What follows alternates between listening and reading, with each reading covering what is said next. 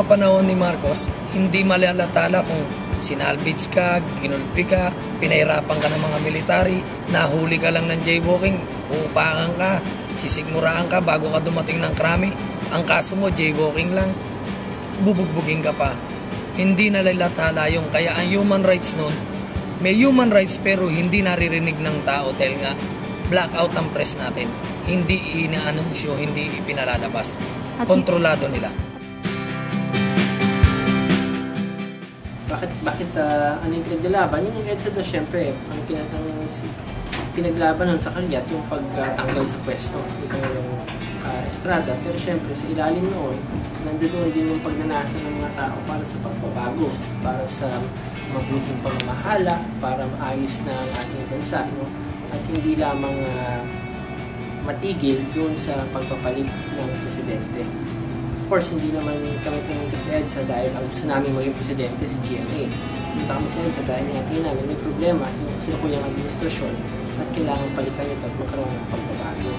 Si GMA, nakinabang na lang siya kasi siya yung vice president and by order of succession, siya yung uupo bilang presidente. Pero hindi ito isang pagkilos para iluklok si GMA. Ito isang pagkilos para matanggal sa pwesto si dating Pangulong Estrada. So may kaibahan yun. Of course, syempre sila, sa kanila siguro, yung mga nasa political parties, yung EDSA para sa kanila, pagkakataon para sila ang malagay sa poder. Pero yung ibang lumahok sa EDSA, ito nila doon, pagkakataon para magtulak ng pagbabago at mapalakas yung boses ng mamamayan. Kasi direktang pagkilos ng mamamayan ito, yung pinakamataas na forma ng demokrasya. Yung mamamayan mismo ay kumikilos at naigigit niya yung kanyang kagustuhan.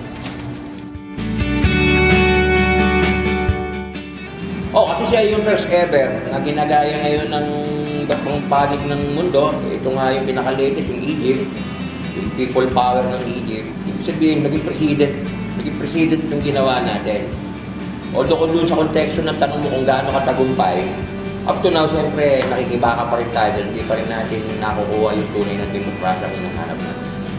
So, ano po yung mga patuloy niyo pong ipinaglalaban ngayon? Sa ngayon, ang pinaglalabang ko ay karapatan ng mga Maralit at Tagalunsod dito. Doon ako kumikilos kasi ang aming advocacy yung true empowerment ng mga mamamayan. Sabihin, empowerment of the people, na kunin yung talagang tinatawag natin na karapatan nila at dapat ibigay ng pamahalaan.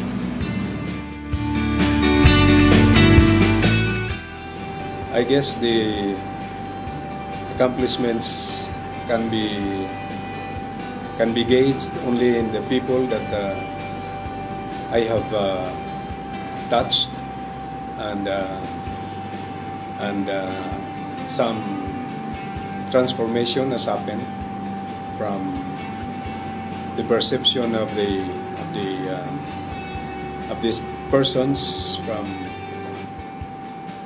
maybe thinking of just being nobody to the understanding and perception of that yes, they are counted and they have to be counted and they have to work it out that they will be counted in our side.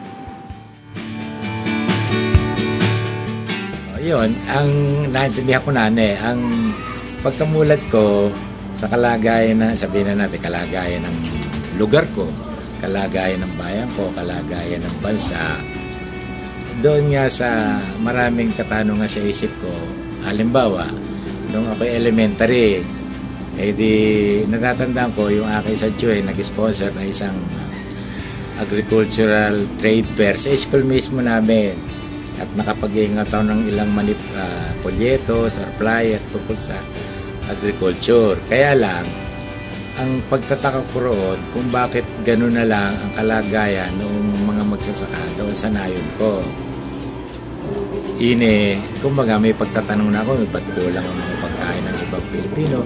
Bakit minsan na yung magsasakay mahirap? Isang malaking katangan na tumutungo sa direksyon na sa pakikinig ko ng mga balita at nakikita ko sa dyaryo na andun ang mga malalaking politiko na nagsasabing ganun si ganung isang politikong kaaway niya. Tapos halos masubaybayan ko yung isang istorya ng tatalo nila, pero walang naitutulong sa nakalagayan pagbabago sa mga sabihin na natin mga kababayan natin, halimbawa sa Manila.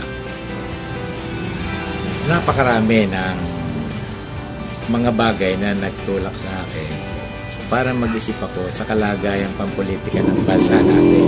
Nagsimula nung elementary hanggang high school, na sa katunayan, meron kaming mga skit, yung maliliit na drama, pag may program sa school, nagkakaroon akong pagkakataon na ako ay bigyan ng assignment na magbuo ng isang drama o kwento or skit. Ang kalimitang natatandaan kong nagagawa kong skit tungkol sa politikang kalagayan ng bansa.